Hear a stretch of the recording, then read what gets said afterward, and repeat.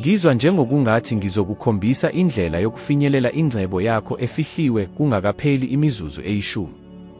Kungenzeka ukuthi lokho okuvimba wena akuyona ukuswela imali noma amathuba, kodwa indlela ocabanga ngayo manje. Ubungenzani ukhona lowo mgqomo oshisayo ongafuni ukuwuvuma, lo olukhulu, olufiphele ngaphakathi kwakho kusukela owazalwa? Mina ngazibona ngiphilile kahle. Bengingenaso ubukhazikhazi, kodwa ngingabi nenzalelwane. Umholo wami wawukhokhela izinto ezibalulekile, sasinawo ukudla nendawo yokuhlala. Ngesikhathi eside ngicabanga ukuthi yilokho kuphela engingakufuna. Kodwa ngaphakathi kwakukhona okuthile okungiphazamisa. Izinsuku zaziphindaphinda, kungekho lutho oluhluke. Kwakuyisikhathi, ukuvuka, ukusebenza, ukukhokhela izikweletu, ukulala bese kuqala kabusha. Mhlawumbe uyayazi leyo mizwa, leyo ndoda encane ethule ethi ungenza okuningi, kodwa ngandlela thize awukwenzi. EToronto Fire Department, impilo yami yayibonakala inokuthula emehlweni abanye. Kodwa ngangingeyona intokozo, impilo yami yayingesihle, futhi ikakhulukazi ngangiqhinqiwe izikweletu. Imali engayithola ngonyaka yayingaphezulu nje kancane kune-4,000, kuyilapho izikweletu zami zifinyelela ku-6,000. Ngangilokhu ngicela imali yokuqeda iphethroli yemoto. Okubi kakhulu ukuthi ngangingiboni lutho olungajwayelekile kulokhu. Ngangicabanga ukuthi iyona impilo evamile, isimo esivamile kubo bonke. Khona-ke, othile wangibona wathi okuthile okuguqula impilo. Uma impilo yakho ingahambi ngendlela ofuna ngayo, ngokuqinisekile ihamba ngendlela ehlukile. Ngakuzwa njengokungathi ngibethwe isithunzi esiswini. Leyo ndumiso yaphula ukholo lwami. Ngabona ukuthi ukuthula kwami kwakukumelana nokumelana eqinisweni, kusho ukubuyela emuva. Akukho lutho oluhlala lufanayo. Noma siqhubeka phambili, noma sibuya emuva. Abantu abaningi bayakhohlwa lapho befika endaweni ethile ekuthuthukiseni. Kufana nokuhlala endlini ehlukaniswe, bese ucabanga, kusebenza, ngingahle ngihlale kanje. Inkinga ukuthi lezo zikhala zikhula, isakhiwo sibuthakathaka, futhi ngolunye usuku konke kuyakwa. Lokhu kwenzeka lapho siyeka ukuzikhuthaza. Siyaba buthakathaka, hayi ngenxa yezehlakalo ezimbi, kodwa ngokushiya ukufuna okuthile okuhle. Kwadingeka ngibheke iqiniso, indlela yami yokuphila yayingasebenzi. Futhi mhlawumbe nayo yakho ayisebenzi. Mangaki amathuba awalahlekile ngoba wesaba ukuzama. Mangaki izikhathi uthi kulungile nje ukuze ugweme ukuhlupheka kokuguquka. Ngikufunde ukuthi ukuhlupheka kuyinani lokukhula. Ngaphandle kwalo, asinawo amandla ethu, asiwazi amandla ethu. Ushintsho luqale ngokuwamukela ukuthi ngangingadingeki ukwazi zonke izinyathelo. Kwase kwanele okokuqala. Ukuphuma endaweni yokuthula akusho ukushiya konke ngokushesha, kodwa ukwenza izinyathelo ezincane eziyasisiza ekukhuleni. Kimi, kwaqala ngencwadi eyayicelwe, futhi ikhasi ngalinye lalifana nesigwegwe esiwisa izithiyo zengqondo engangizenzela zona.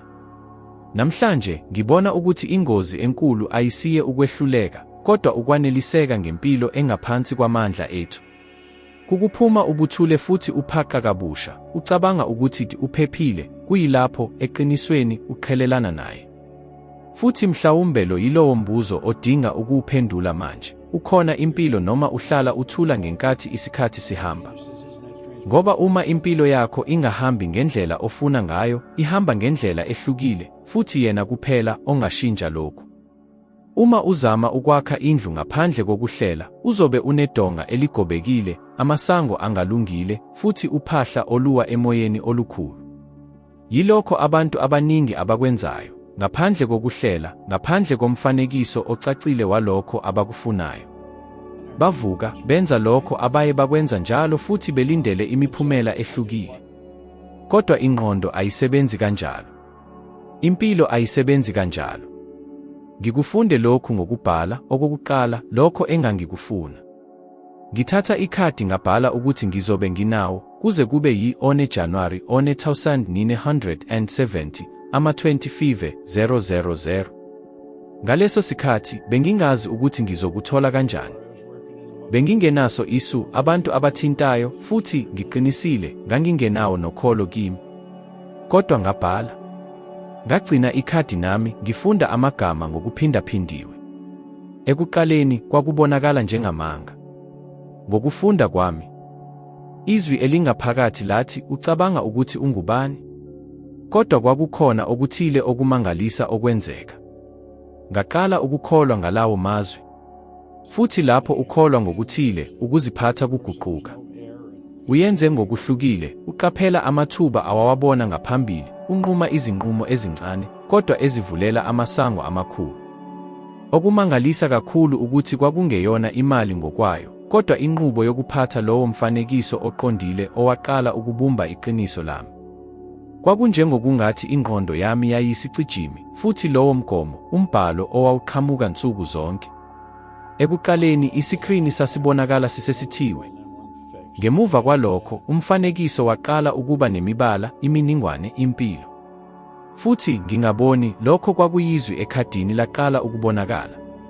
Abantu abaningi balindele ukuthi babe nazo zonke izimpendulo ngaphambi kokuba baqale. Kodwa akudingeki wazi ukuthi kuyenzeka kanjani, vele ubeke umbono ocacile walokho ofunayo futhi ugcine lowo mbono uphila. Lokhu kunamandla kunanoma yiluphi uhlelo oluphelele, ngoba umfanekiso oqondile ongokomqondo uthwebula imibono, izinsiza nabantu abangacabangi. Khumbula, ubuchopho bakho busebenza ngezithombe. Uma ungadaluli umfanekiso walokho ofunayo, uqhamuka umfanekiso wempilo yamanje. Futhi lokhu kusho okufanayo. Ngokuhlela indawo entsha, ingqondo yakho ifuna, ngokwaziyo nangokungazi, izindlela zokuyenza ibe yiqiniso. Kufana nokuthi wonke umzimba wangaphakathi usebenza ngokuthula ukuze ulinganise izenzo zakho nombono wakho. Ngiphile lo mguquko ngamandla kangaka ukuthi ngemva konyaka ngibhale lelo khadi, imali engangiyithola yayikhule kakhulu kunalokho engangicabanga. Kwakungeyona izehlakalo noma inhlanhla. Ngitshale umfanekiso othile engqondweni futhi ngawunisela nsuku zonke ngokuqaphela nokukholwa. Ngakho-ke, uma usengenawo umbono ocacile walokho ofunayo, lo yiyona nyathelo lokuqala. Khetha okuthile okukuthinta ngempela. Bhala, bona, zwa. Futhi ungashiyi lowo mfanekiso noma ubonakala ungenzeki. Ngoba ngokuhlala nombono ophilayo, indlela iyakha phansi kwezinyawo zakho, ngisho noma awusiboni. Isikhathi eside ngibona imali njengento ekude, ilungelo labambalwa. Kwakunjengosopolitiki olungenamusa, unquma ukuthi ubani ofanele. Futhi ngazibeka phakathi kwalabo abangafanele. Lowo mcabango wawulinganisela, hayi kuphela i-akhawunti yami yasebhange, kodwa zonke izinqumo zami. Kuze kube yilapho ngiqonda okuthile okushintshe ubudlelwane bami nokuchuma, imali ayiyena nkosi yami, iyisikhonzi sami. Cabanga ngalokho. Imali ayinawo uthando lwayo, ayicabangi, ayizwa. Iyithuluzi elingalungile, eliphendula indlela esiphatha ngayo. Uma siyibuka njengento encane neyinselele, yilokho okuyoba khona, encane nekude. Kodwa uma siyibuka njengomngane, isithombo sokukhulisa lokho esikwenzayo kahle, iyogeleza ngokwemvelo. Ngifunde ukubona imali njengomthunywa engingemu ukwenza imisebenzi lapho ngingafiki khona ngokomzimba. Ngaphandle kwemali, ikhono lami lokunikela emhlabeni limi kancane ngesikhathi sami nokhona kwami. Nayo, ngingenza okuningi, ukusiza abantu abakude, ukutshala imali ezinhlelweni, ukudala amabhizinisi adala amathuba. Ngokuqonda lokhu, ngabona ukuthi inkinga yayingeyona imalini enginginawo, kodwa lokho engingakwenza ngemali engiyithola. Inkinga ukuthi abaningi baguqula lobu budlelwane.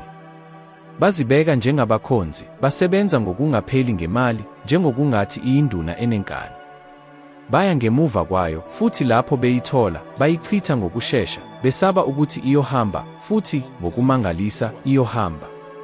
Lena yingqondo yokuswela, edala umjikelezo ongapheli wokukhathazeka nokudangala.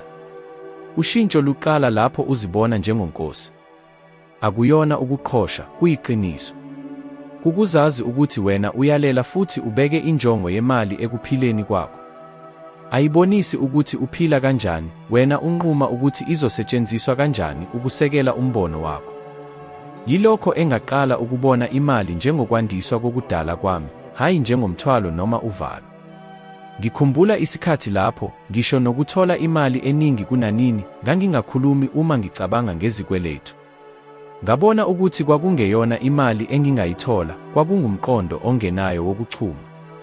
Imali eyayingena yayiphathwa njengento ebuthakathaka, okwadingeka ibanjwe ngamandla.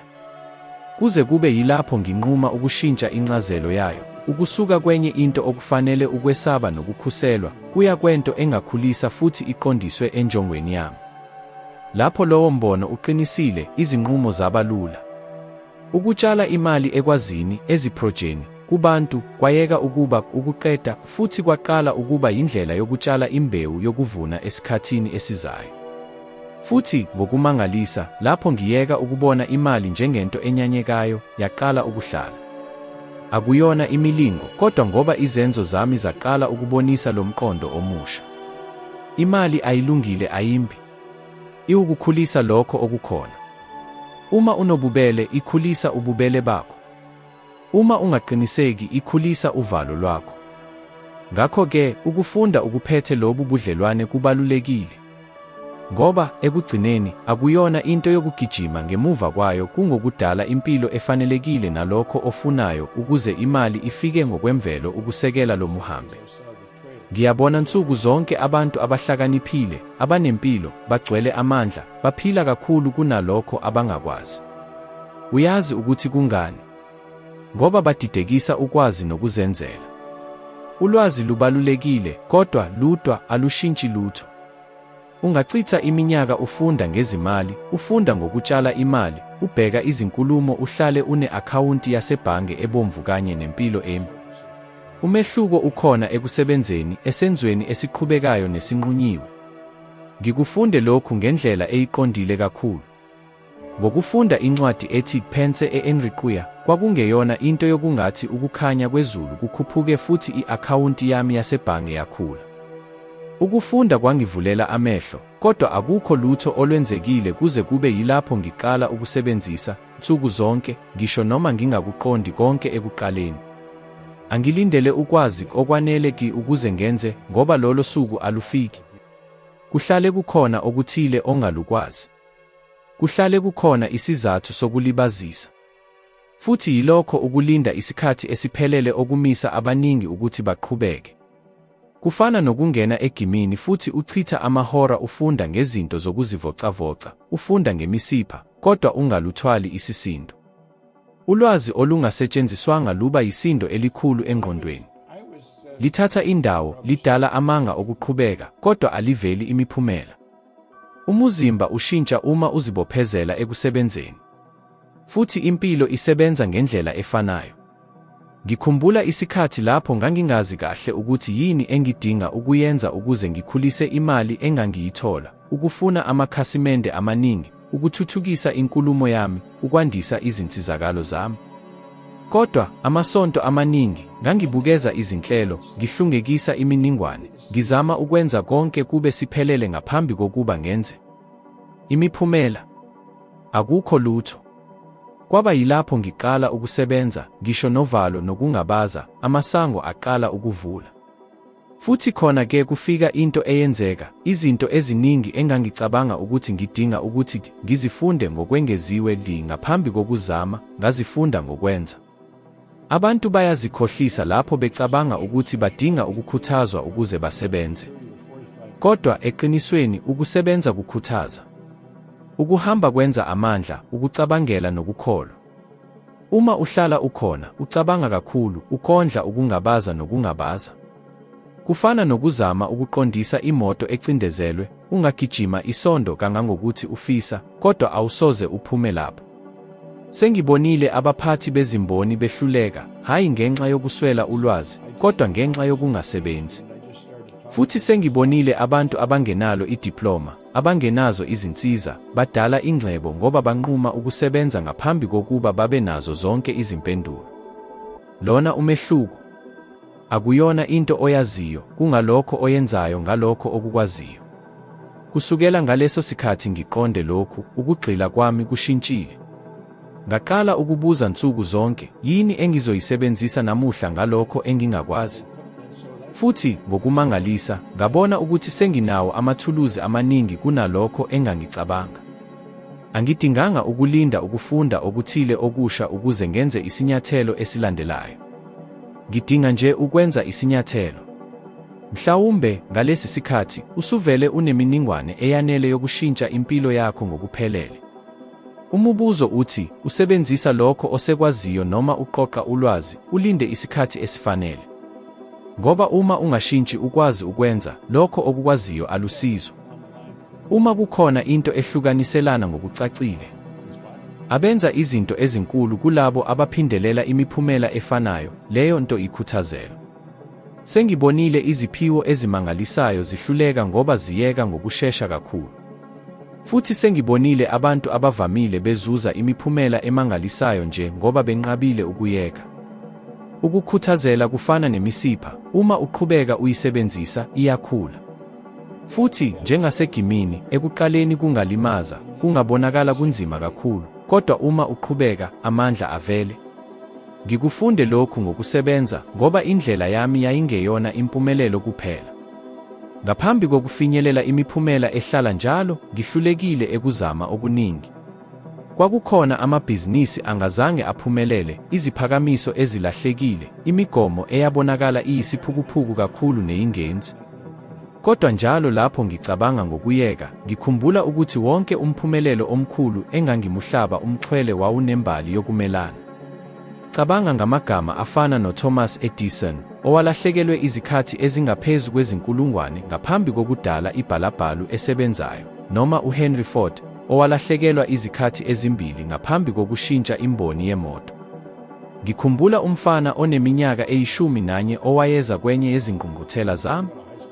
Wayekhombiswe ukungakwazi ukufunda futhi wayekholelwa ukuthi akasoze akwazi ukuncintisana nabangane bakhe. Ngamtshela ukuthi uma ekholelwa ngempela ngento ethile futhi esebenza nsuku zonke ngalendlela, angafinyelela kunoma yimuphi umgomo. Eminyakeni eyi-10 kamuva, ngithole incwadi yakhe. Wayephothulile phakathi kwabahamba phambili eyunivesithi. Lokho akwenzekanga ngoba othile wamkhethile noma ngoba impilo ibilula kuye. Kwenzeka ngoba, ngisho nezinsuku ezimbi, wayegcina isivumelwano nomgomo wakhe. Lokho engikubonile ukuthi ukukhuthazela akuyona into yokuba nomfutho ngaso sonke isikhathi. Kungokugcina inkambo ngisho noma umfutho usaphela. Ezinsukwini lapho konke kubonakala kukumelene nawe, lapho izimo zikhalela ukuba uyeke, lapho yakha amandla azokusekela impumelelo. Ukukhuthazela kudala ukuqoqwa okungabonakali kokukhula. Izikhathi eziningi, awuboni imiphumela ngokushesha, kodwa ngaphakathi okuthile kwenzeka. Kufana nokutshala imbewu, amasonto amaningi, awuboni lutho phezulu komhlaba, kodwa ngaphansi kwayo, imizuzu yakha, iqiniswe ukuze isekele ukukhula kwesikhathi esizayo. Yilokho engangibeka imigomo yami ebalulekile, ngingakhathazeki ngokuthi ngokushesha, kodwa ngizibophezele esenzweni sansuku zonke. Ngangazi ukuthi uma ngenza isinyathelo nsuku zonke, ngisho noma sincane, ngokushesha noma kamuva umphumela kuzofanele ubonakale. Kuyimfuneko yomthetho, hayi ngomqondo wemilingo, kodwa ngomqondo osebenzayo. Umzamo oqhubekayo ogxilile uthwala izithelo ngokuqinisekile. Ngakho-ke, njalo lapho othile engibuza ukuthi iyini imfihlo yengcebo yangaphakathi nangaphandle, ngiphendula, beka umgomo oqhaqhazela ngempela, uzibophezele kuwo futhi wenqabe ukuyeka. Ngoba ekugcineni akuyena ohlakaniphile noma onempilo ovuna. Kunguye oqhubeka nje lapho abanye beyeka. Ngikufunde ukuthi omunye wemisebenzi enamandla kakhulu umuntu angayithuthukisa yikukwazi ukwenza izinqumo ngokushesha nangokuphelele. Kubonakala kulula, kodwa ukungabaza kuyinye yezinto eziyiba amandla namathuba. Lapho udlala, izwe alimi ukulinda ukuba unqume. Abanye abantu abasheshayo bathwala indawo engaba yeyakho. Futhi ngokuphambene nalokho abaningi abakucacabanga, akuyona inqumo ephelele eshintsha impilo, kuyisibindi sokunquma nokubophezela endleleni ekhethiwe. Mina ngihlulekile amathuba abalulekile ngokungabaza kakhulu. Ngikhumbula isikhathi lapho ngathi ngathululwa ibhizinisi elibonakala lilungile. Ngachitha amasonto ngicabanga, ngicela izeluleko kubo bonke, ngizama ukubona onke amahloni, imininingwane. Ekugcineni, ngichitha isikhathi esiningi ukuze omunye umuntu angene, athole umqondo futhi, ngemva kwezinyanga, ubuvuna imiphumela emangalisayo, imiphumela engaba yami. Kwaba yifundo elibuhlungu, kodwa elibalulekile. Kusukela lapho, ngiqala ukubona iphethini kubantu abaphumelelayo engangibahlaba umxhwele. Babethatha izinqumo ngokususelwa ekucabangeleni imigomo, hayi ngokungabikho okuqondile komngciphiko. Futhi, lapho benquma, babezenza ngokholo, ngaphandle kokubuka emuva isinyathelo ngasinye. Lokhu akusho ukwenza ngokwethukela okungenangqondo, kodwa ukuqonda ukuthi ukuphelela enkambweni ayikho. Kuhlale kukhona ukungabaza, kodwa uma ungayi, uzokuhlala khona nje lapho ukhona. Ucwaningo lwe-Harvard Business Review lubonise ukuthi abaholi abenza izinqumo ngokushesha bayakhuthaza ukufinyelela imiphumela engcono esikhathini eside, ngisho noma kudingeka balungise inkambo kamuva. Lokhu kwenzeka ngoba ukuhamba kwenza ulwazi olusha, ukuxhumana okusha namathuba amasha. Kufana nokuqondisa umkhumbi, ungalungisa indlela lapho uhamba khona, kodwa awusoze uphume ehlathini uma ungakhiphi i-ancho. Ngaqala ukusebenzisa lokhu ekuphileni kwami ngendlela eyiqondile. Lapho nginayo imibono ehambisana nemigomo yami, ngizibuza, lokhu kusondela noma kude nomgomo wami? Uma impendulo iyona isondela, nginquma ngokushesha futhi ngenze isinyathelo sokuqala. Kungaba ukwenza ucingo, ukuthumela i-imeyili, ukuhlela umhlangano. Akubaluleki usayizi wesinyathelo, kubalulekile ukuthi luhlala luqhubeka. Lesi shintsho sokuma sadala umphumela wedomino. Ngokwenza izinqumo ngokushesha, ngabona ukuthi ngithola amathuba amaningi. Abantu baqala ukungibona njengomuntu onokwethenjwa ukwenza, hayi ukukhuluma kuphela. Ngingene ukukhula ngokwethemba, ngibona ukuthi ngisho noma izinto zingalandeli njengoba ngicabanga, ngihlala ngithuthuka kunokuba ngingalutho. Kwafika isikhathi engibona khona ukuthi asikho isinqumo esenziwa ngolwazi oluphelele. Ukulinda izimpendulo zonke kusho ukulahlekelwa amathuba angaphindi. Yenza isinqumo ngalokho okwaziyo, ulungise indlela phakathi nendawo, ugxile emgomeni. Impilo ayihlomuli ukuthengathela, ihlomula isenzo. Ukuhlala uqine akuyona into yokuzimisela kuphela lapho kunzima. Kungukugcina umoya ngisho noma kungabonakali ukuqhubeka, noma abantu bengabonisi isithakazelo. Kulula ukuqhubeka uma kuphumelela ngokushesha, kodwa ukuvivinywa kwenzeka lapho isivuno sihlala silindeleke. Ngibonile izinsuku ezimnyama, ngisebenza ngokukhathazeka, ngifunda, ngisebenzisa ulwazi olusha ngaphandle kokubona umphumela. Ukuzikhukhumeza kokushiya kwakukhulu. Ingqondo ifuna izizathu, mhlawumbe akuyona yami le, ngichitha isikhathi. Kodwa ngafunda ukuthi kule ndawo, abaningi bayeka, futhi lokho yikho okwenza umehluko. Ukuhlala uqine akuyona ukuphikelela, kodwa kungukwenza isinqumo sokulungisa indlela uze ufinyelele emgomeni. Kunjengokukhuphuka intaba, ngezinye izikhathi kudingeka ukhuluphuke, uphumule, ubuyele emuva ukuze uthole indlela engcono, ungalibi iphuzu eliphezulu. Yonke imizamo, ngisho nalabo ababonakala behlulekile, ifundisa futhi ilulama kulokhu okulandelayo. Iprojekthi yami yathatha iminyaka ukuthi iqedeke. Ekuqaleni ngicabanga ukuthi ngokuzimisela konke kuyenzeka ezinyangeni ezimbalwa. Kodwa kunalokho okuqediwe ngokushesha, kwafika ukuqhubeka kancane, ukulungisa, amaphutha, nezimali ezintsha. Ukube ngangiyeka ngonyaka wesibili, ngangiyogcina ngikholelwa ekuhlulekeni, ngiseduze kakhulu nokuphenduka. Kuyamangalisa ukuthi uma uhlala uqine, izinto ziqala ukusebenza ngendlela yakho. Abantu abaqondileyo bayavela, imali ivela, amathuba aqhele ukuba khona ayatholakala. Akukho okungumcimbi, kodwa kungumphumela wokuhlala ukhona iminyaka, ungabonakali kwabanye, ukwakha isisekelo sezinto ezinkulu. Ucwaningo lokuqonda umuntu lubonisa ukuthi impumelelo ixhunyaniswe kakhulu nokuhlala uqine kunenhloso. Imibono ka-Angela Ducote mayelana no-grit ibonisa ukuthi abantu abahlala beqine banqoba izinselelo, hayi ngokuhlakanipha, kodwa ngokwenqaba ukuyeka. Uma uqeqesha le nkulumo iba yinto engokwemvelo. Ukuhlala uqine kusho ukukhetha isikhathi eside ezweni elikhathazekile ngokushesha. Ukuqonda ukuthi imiphumela emihle iyadinga isikhathi nokuzinikela. Ukwamukela ukukhungatheka okwesikhashana ngenxa yento enkulu esikhathini esizayo. Uma ufika emgomeni, uqaphela ukuthi akuyona nje impumelelo, kepha yilowo nalowo oqinisile. Kungakhathaliseki ukuthi umgomo mkhulu kangakanani, noma ubonakala uqhelile noma ungenzeki, ukuzimisela nokungayeki kuyoletha imiphumela. Akuyona nje impumelelo, kodwa ukukhula komuntu oqinile, oluqeqeshwe, oluzithembile ukufeza noma yimuphi umgomo. Ukuqhubeka nalendlela, ukukhula ngokuhlakanipha kwakho, qala ividiyo elandelayo elizobonakala esikrinini. Sizozinza futhi sisebenze ukuze ube ngcono kunokuba unjalo namuhla. Ngiyabonga ngokuba lapha, ngilindele kuvidiyo elandelayo.